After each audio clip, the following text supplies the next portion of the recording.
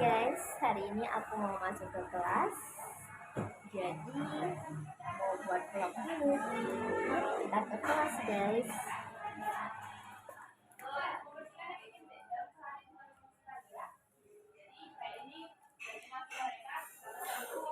Pagi. Pagi. Pagi, Jija.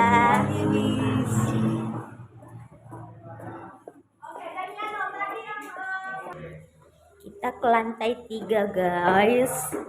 Karena ruangan ngajar saya hari ini di lantai 3. Ini dia suasana di lantai 3, guys. Kita sekarang menuju kelas. Selamat pagi. Siapa leadernya?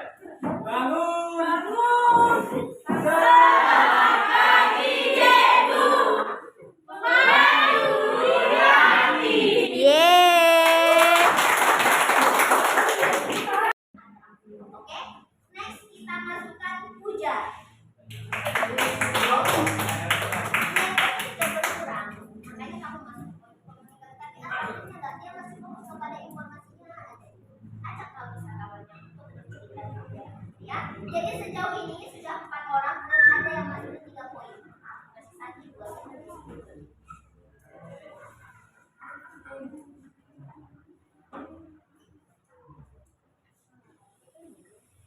Oke. Kita belajar sekarang. Selamat.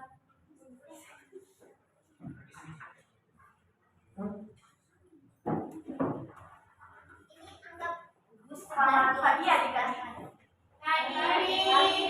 Selamat datang kami ucapkan dari rombongan tur SMK Pariwisata Privasi di Kalam. Saya Pujawati Simbolon yang akan menjadi tour guide lokal di titik 0 km Indonesia. Di sini saya akan menjelaskan tentang sejarah titik 0 km Indonesia. Sabang adalah kota yang terletak di sisi paling barat bagian Indonesia.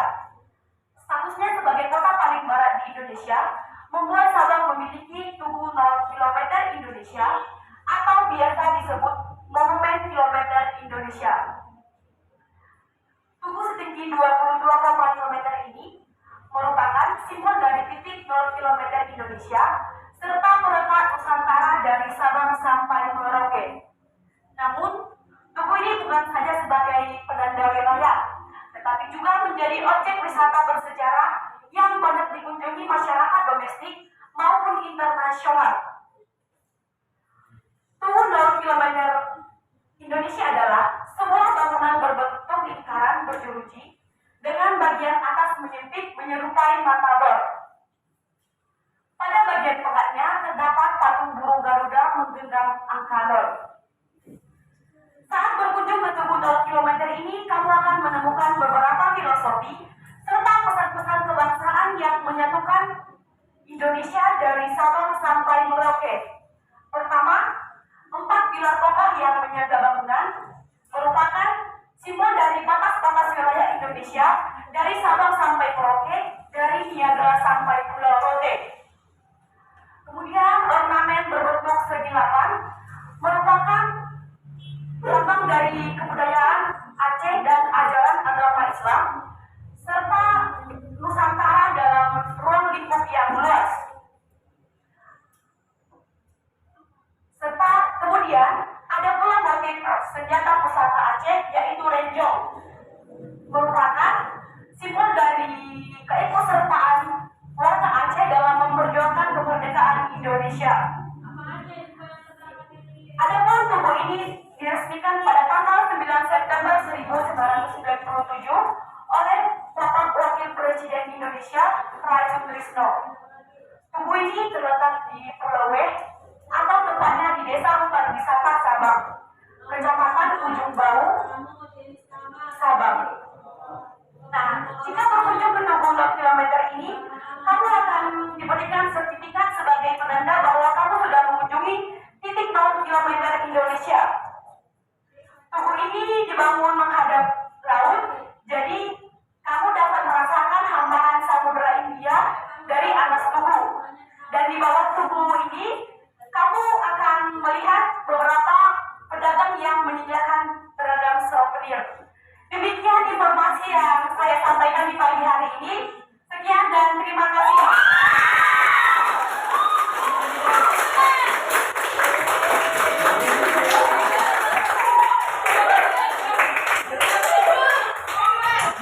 Oke, luar biasa ya. Nah, seorang pemandu kan seperti itu, tenang, kalem gitu ya. Nyampainya dia tidak mendekati wisatawan, tapi bahasa tubuhnya menyampaikan semua pesan-pesan yang disampaikan, ya kan? Ya, silakan masuk. Luar biasa. Oke, untuk Bunda, pemecah rekor yang pertama, ini komunikatif, intimasi dan atletik. Tepuk tangan lagi. Next, setelah cewek kita masuk ke cowok. Ya. Jadi kita selang-selangi ya. Ngapain sih? Tiga.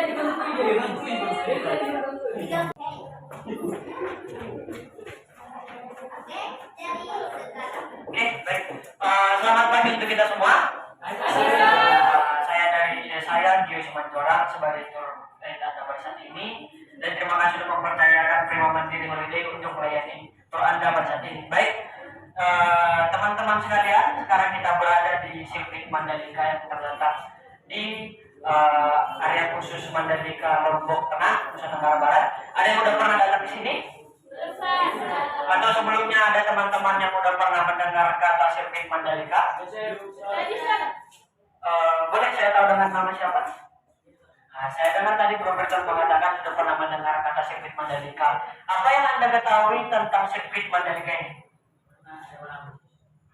Oke, saya sedikit, saya kan mau membahas sedikit tentang balapan. Jadi, sirkuit Mandalika ini dibangun, disahkan dan dibuka pada tanggal 12 November tahun 2021, yang dimana sirkuit Mandalika ini menjadi ajang balap tempat penyelenggaraan MotoGP.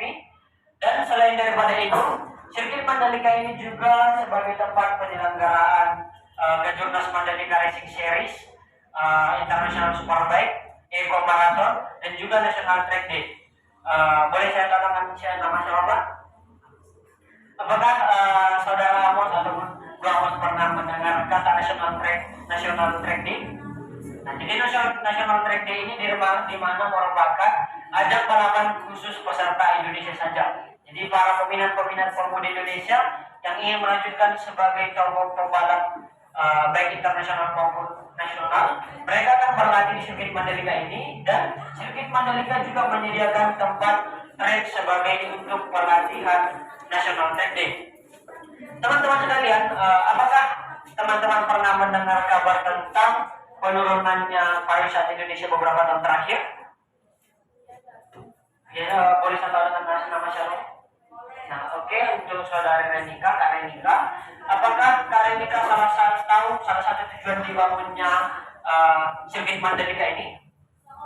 Baik, untuk mengerti, oke, kalau tidak yang tahu saya akan menjelaskan sedikit. Jadi, salah satu tujuan dibangunnya sirkuit Mandalika ini ialah untuk meningkatkan pariwisata di Indonesia, yang dimana pada beberapa tahun terakhir ini, apalagi semenjak masa corona, pariwisata Indonesia mulai menurun dan ketinggalan dengan beberapa negara luar, contohnya seperti Thailand, Myanmar, Vietnam, dan juga Laos, dan beberapa negara lainnya. Jadi, salah satu tujuan dibangunnya ini adalah sebagai untuk sarana penunjang pariwisata Indonesia, menambah visa terbesar bagi Indonesia, memberikan keuntungan besar bagi pemilik objek wisata setempat, yang dimana objek wisata setempat yang masih tertinggal, dan juga penginapan mereka.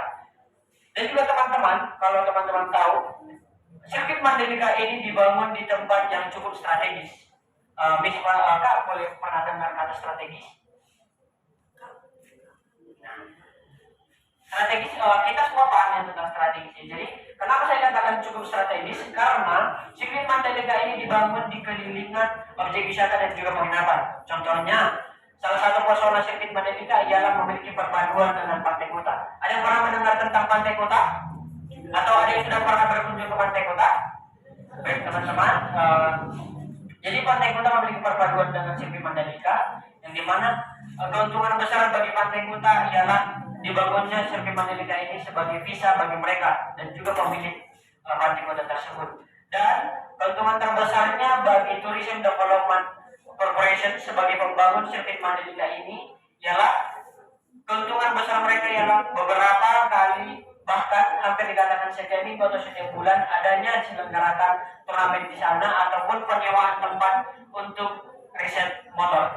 Jadi teman-teman sekalian, bagi yang ingin berwisata di tempat ini atau yang ingin mengunjungi pantai-pantai sekitarnya, silakan berwisata, menikmati keindahan-keindahan alam dan juga fasilitas yang disediakan.